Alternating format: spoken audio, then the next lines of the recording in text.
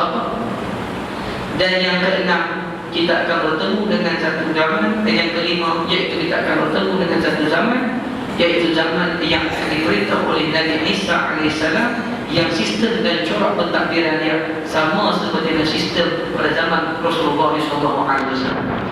Habib lagi menyebut 5 perjalanan, 5 fasa perjalanan umat. Maka mengatakan Nabi pun diamnya Nabi itu menunjukkan berakhirnya usia umat di atas muka dunia ini. Baik. Jadi pada malam kita nak tengok fasa yang pertama tu macam mana, fasa yang kedua tu macam mana, fasa yang ketiga tu macam mana, fasa yang keempat tu macam mana, fasa yang kelima tu macam mana. Dan kita bukan setakat nak tahu fasa-fasa tersebut, kita nak tahu ciri-ciri yang ada pada tersebut dan cara melepaskan diri daripada fitnah yang akan wujud pada zaman tersebut. Baik. Pada fasa yang pertama, bila tadi ada takunu nubuwwatun fikum, ada zaman kenabian akan ada bersama kamu. Zaman kenabian memang tak ada dan telah pun berlalu, iaitu zaman kenabian Nabi kita Muhammad SAW. Zaman Nabi kita Muhammad SAW untuk fasa yang pertama hanya kekal bersama umat hanya 23 tahun. Bermula Nabi dilantik menjadi Rasul untuk menyampaikan risalah kepada umat. Bermula dan Nabi wafat pada ketika usia 63 tahun. Maka zaman fasa yang pertama hanya kekal bersama umat selama 23 tahun.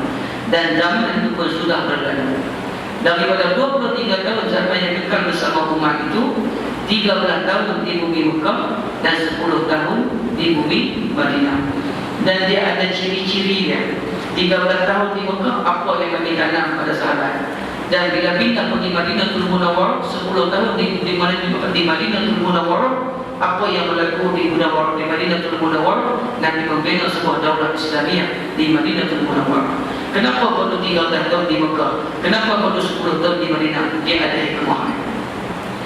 Zaman yang kedua, kita bertemu dengan satu lagi zaman yang disebut oleh Nabi khilafah ala minhajin nubuwah, iaitu zaman khilafah yang berfaksikan atau bercirikan sistem pentadbiran kenabian, iaitu zaman para sahabat Nabi. Zaman para sahabat Nabi ini zaman sistemnya menggunakan sistem khilafah Islamiyah yang kita gelar sebagai Khulafah Ar-Rasyidin. Bermula daripada Sayyidina Abu Bakar, kemudian diikuti dengan Sayyidina Umar, kemudian diikuti dengan Sayyidina Utsman, kemudian diikuti oleh dengan Sayyidina Ali karramallahu wajhahu. Maka zaman ini juga telah pun berlalu meninggalkan kita. Dan zaman ini hanya kekal bersama kita lebih kurang 30 tahun. Mana kita tahu 30 tahun? Sebab Nabi SAW sendiri pernah bersabda, Al-khilafatu fi ummati 30 sana summa yakunu mulkan ba'da zalik. Nabi kata, sistem khilafah pada umat aku itu hanya bertahan selama 30 tahun. Kemudian dia akan masuk fasa pemerintahan beraja selepas daripada itu. Maknanya sistem khilafah zaman sahabat hanya bertahan selama 30 tahun saja. Betul dalam 30 tahun. Zaman pemerintahan Sayyidina Abu Bakar bermula daripada 10 Hijriah sehingga tahun ke-13 Hijriah, lebih kurang 2 tahun zaman untuk Sayyidina Abu Bakar memerintah. Habis Sayyidina Abu Bakar, masuk Sayyidina Umar. Sayyidina Umar kekal lebih kurang 10 tahun. Bermula pada tahun ke-13 Hijriah dan berakhir pada tahun 23 Hijriah, lebih kurang 10 tahun. 10 campur 2, 12 tahun lah. Dan apabila masuk, Sayyidina Umar mati dibunuh dan diangkat khalifah yang ketiga, iaitu Sayyidina Utsman Al-Affan. Maka Sayyidina Umar Utsman bin Affan ini memerintah selama 12 tahun. Bermula pada tahun 23 Hijriah sehinggalah 35 Hijriah. lebih kurang juga 12 tahun.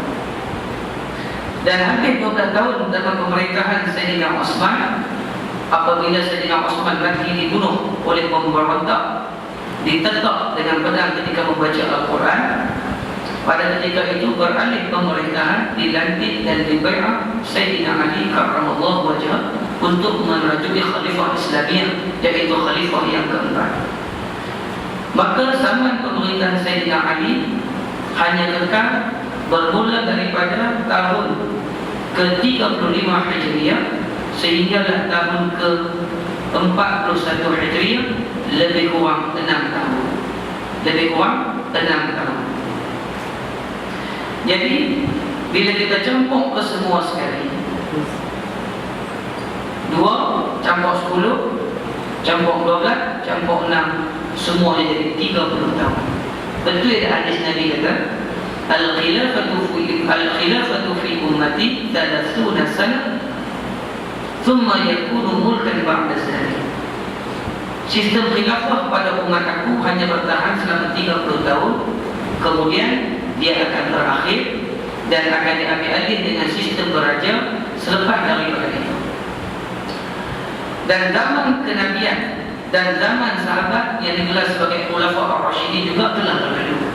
Zaman kenabian 23 tahun, Nabi wafat umur 63 tahun. Dan zaman sahabat juga telah berlalu khilafah dengan sebanyak 30 tahun, selama 30 tahun. Dan apabila diambil oleh Muawiyah bin Abi Sufyan, maka bermulalah sistem beraja dalam sejarah umat Islam. Baik, bila masuk fasa yang ketiga, fasa yang ketiga yang disebut oleh Nabi sebagai mulkan awal. Apa dia mulkan awal? Maksudnya raja yang menggigit. Apa dia maksud raja yang menggigit? Ulama menafsirkan, mensyarahkan hadis ini, yang dimaksudkan dengan raja yang menggigit ialah dua makna. Yang pertama, gigit itu ialah simbolik daripada menggigit Al-Quran. Kalau zaman sahabat, Al-Quran itu digenggam, didakap dan digenggam, bermaksud diamal keseluruhan Al-Quran yang ada pada zaman sahabat. Tetapi bila mai zaman kemudian, pada fasa yang ketiga, mulkan a'adhan, raja yang menggigit, Al-Quran itu mula hanya tinggal, tidak lagi digenggam, tapi hanya digigit. Bermakna penghayatan untuk Al-Quran itu makin lama dan makin kuat. Satu lagi penafsiran ulama yang dimaksud mulkan a'adhan, yaitu raja yang menggigit ialah, yaitu raja yang menggigit kuasa. Maksudnya sistem pemerintahan itu tidak lagi berlandaskan atau berdasarkan sistem syura, tapi dilaksanakan berdasarkan sistem warisan yang kita kenali sebagai sistem monarki. Waris, bila pak mati ambil ke anak, anak mati ambil ke cucu, cucu mati ambil ke cicit, cicit mati ambil ke piok, piok mati ambil ke seterusnya. Maka itulah yang dimaksudkan oleh ulama mulkan a'adhan, yaitu raja yang menggigit. Maksudnya raja yang menggigit Al-Quran, maksudnya penghayatan Al-Quran dalam itu lebih kurang. Dan yang kedua, raja yang menggigit maksudnya menggigit kuasa, menggigit takhta. Maknanya tidak lagi melalui sistem syura. Pada zaman sahabat dipilih sistem syura, tapi tidak lagi pada itu. Bila mulai zaman yang ketiga, tidak lagi melalui sistem syura, tapi melalui mulkan Allah, pewarisan. Dan zaman itu telah pun berlalu.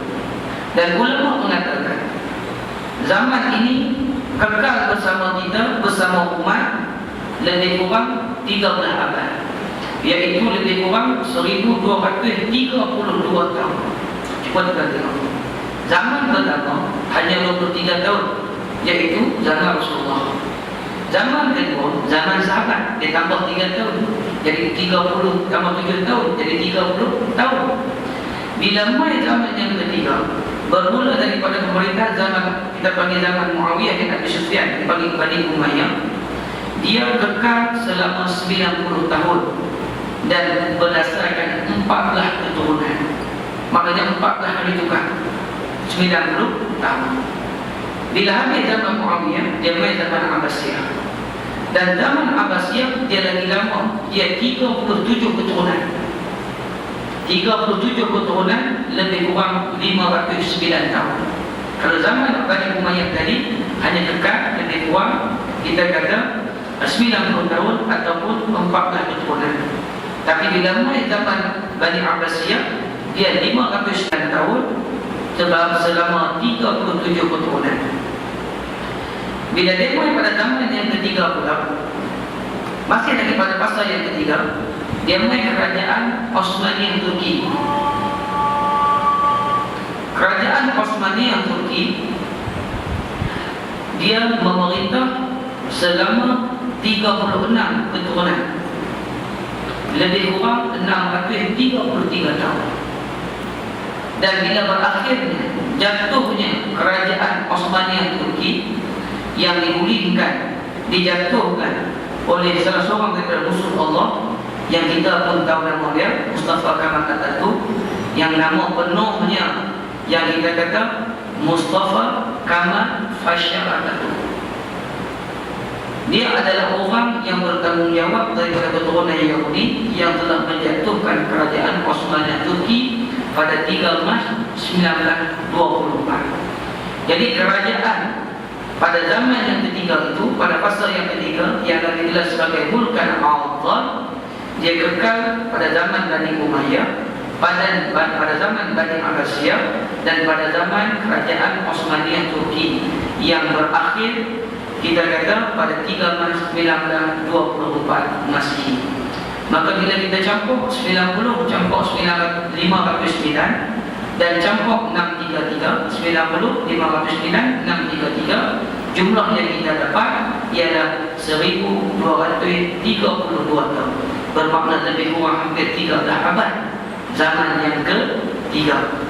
Ciri-ciri zaman yang ketiga, dia tidak melaksanakan sistem syura seperti mana pemilihan khalifah berdasarkan sistem syura pada zaman sahabat. Tapi dia masih lagi walaupun dipanggil raja, tapi dia masih lagi kita panggil raja yang masih kuat berpegang kepada agama. Walaupun tak sehebat pada zaman sahabat, tapi dia lebih hebat pada zaman kita. Baik, bila bermulanya kejatuhan kerajaan Osmaniyah Turki pada 3 Mac 1924 di tangan seorang musuh Allah, Mustafa Kamal Pasha Atatürk ini, bermula tarikh itu ulama kata masuklah secara rasminya umat ini kepada fasa yang keempat. Daripada 5 fasa ini, fasa yang keempatlah fasa yang paling ditakuti. Kerana fasa yang keempat adalah fasa yang kita kata paling mencabar iman manusia. Kerana fasa yang keempat ni fasa kemuncak pertemuan hak dan batil. Kemuncak pertemuan. Dan fasa ni kita tak tahu lama mana. Kalau fasa yang pertama 23 tahun, fasa yang kedua 30 tahun, fasa yang ketiga 13 abad, 1323. Jadi 3 kan? Lagi boleh 3. 1323 pakai 20 boleh 3. Jadi fasa yang ketiga lebih kurang 13 abad. Fasa yang keempat tak tahu apa. Yang pastinya kalau kita tolak 1924, hari ini 2014, bermakna dah 90 tahun kita masuk pada fasa yang keempat. Fasa yang keempat ni apa ciri-ciri dia? Dia mempunyai ciri-ciri dia. Di antara ciri-ciri fasa keempat yang amat ditakuti oleh ulama, kerana fasa yang keempat ini dia akan terbagi kepada 2 fasa. Fasa keempat tu belah 2, terbagi 2. Permulaan hingga setengah fasa dia adalah fasa kezaliman. Fasa kezaliman maksudnya umat Islam pada fasa ini akan jadi seperti mana fasa zaman yang pertama. 13 tahun pertama pada zaman Rasulullah, apa yang berlaku? Umat Islam ditindas, umat Islam dibunuh, umat Islam dipulau, umat Islam disulau, umat Islam macam-macam. Macam mana Nabi menanamkan akidah untuk umat yang 13 tahun pertama daripada al-awwalun as-sabiqun as-sabiqun. Al-awwalun orang yang pertama, yang Islam yang pertama, ini yang pertama sahabat-sahabat yang besar daripada golongan muhajirin itu. Jadi mereka ni semua ditanam akidah, tapi mereka disiksa dengan begitu dahsyat, dengan macam-macam ujian kena pada mereka. maka fasa yang keempat, ujian itu akan kembali berada bersama kita. Kalau kita tengok hari ini, realitinya, apa yang tak berlaku di umat Islam? Cuba cerita ni. Umat Islam di seluruh dunia ditindas, bahkan ditindas dalam negara sendiri. Sebab tu Nabi sebut mulkan, fasa yang keempat Nabi sebut mulkan Jabariyah, iaitu raja yang memaksa. Raja yang memaksa ni, raja yang menzalimi rakyat dia sendiri. Kita jangan pelik.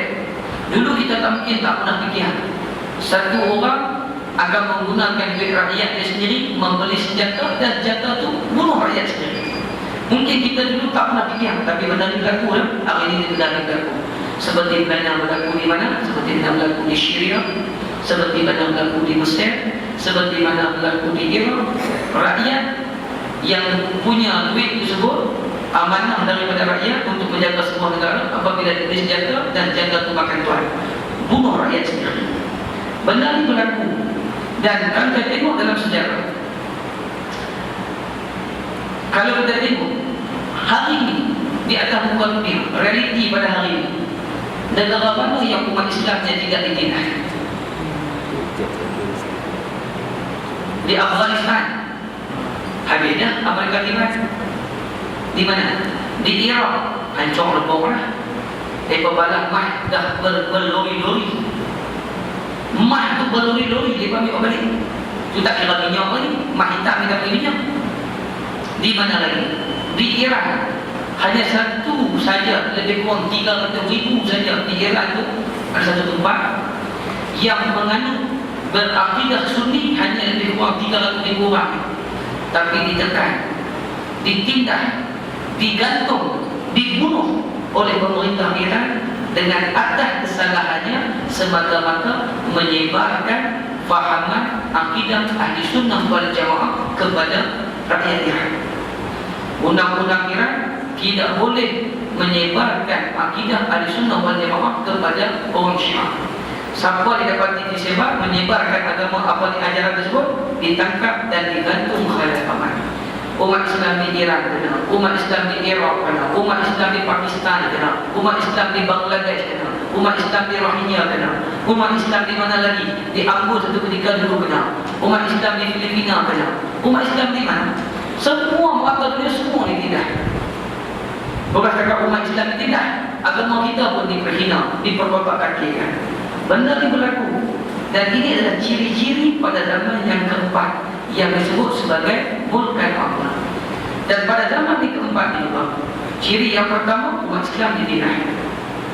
Ciri yang kedua, iaitulah semua sistem kehidupan manusia akan diatur mengikut acuan kedatangan Dajjal. Dia panggil masyarakat yang hidup pada zaman yang keempat ini, dia panggil masyarakat yang mengusung kedatangan Dajjal. Kalau Dajjal akan muncul pada masa ini, sebab kemunculnya kezaliman, tepat waktu akhirnya pertemuan di antara hak dan batil.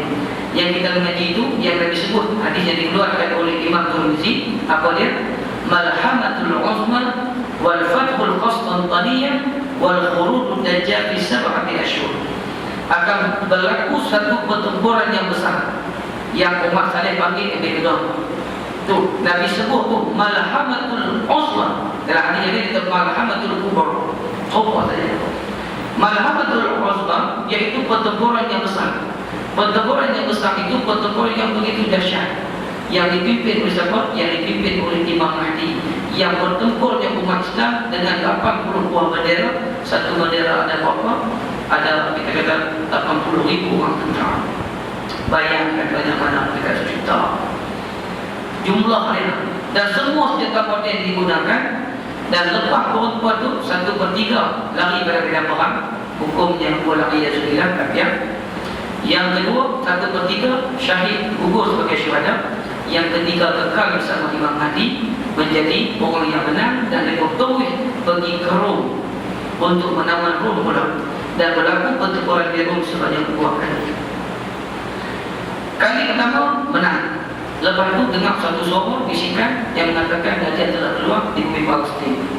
Bila balik, Imam Mahdi tinggal beberapa orang tentera untuk jaga. Lepas itu dia balik kerana markas tentera Imam Mahdi adalah di bumi